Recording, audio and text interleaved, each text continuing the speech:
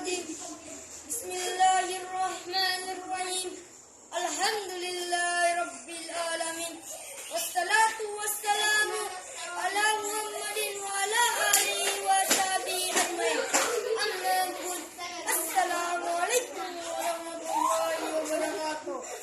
Ako'y nagpapagpapos kay Allah labang kay sa tagas na naglupa.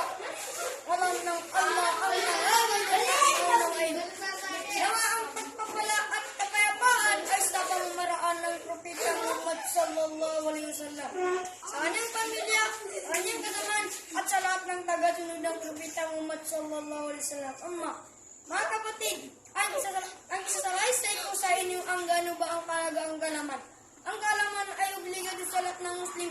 Ang Allah ay nagsabi sa Quran, Surah Mujadala, Chapter 11. Yarfa'illahu alladhina amanu minkum walladhina utul ilma darajat. Pinatatas ng Allah sa mataas na antas yung mga mananampalataya sa inyo yung mga kalooban ng kalaman. Sinabi pa niya Surah Chapter 114, sabihin mo Muhammad sa aking Panginoon, dagdagan mo po ako ng kalaman. Sinabi ng Propeta Muhammad sa hadith, an Abi Hurairah radhiyallahu anhu anna Rasulullah sallallahu alaihi wasallam qala man salat tariqah yaltami fihi ilman sallallahu lahu tariqah ila jannatin rawahu Muslim. Si Abu Hurairah radhiyallahu anhu nagulat ng katotohanan ng sugo ay nagsabi ang sinuman ang tumawag ng daan akong taparaiso sinalaysay ni Muslim. Kaya mga kapatid, sa mananampalataya sa Islam, wag po tayong tumigil sa paghanap ng kalaman at ating mabubuting gawa ang siyang makakasama sa kabilang buhay. Kaya samantalain natin ang 5 bagay. Una, ang iyong buhay bago dumating ang iyong kamatayan.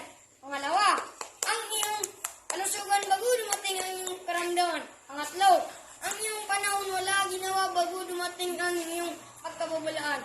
Pang-apat, ang iyong kabataan bago dumating ang iyong katandaan. Pang-5, ang iyong yaman bago dumating ang iyong kahirapan.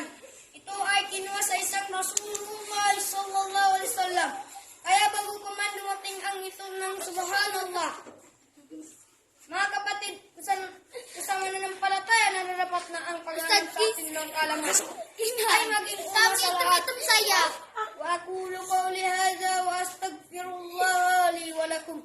Assalamu alaikum warahmatullahi wabarakatuh.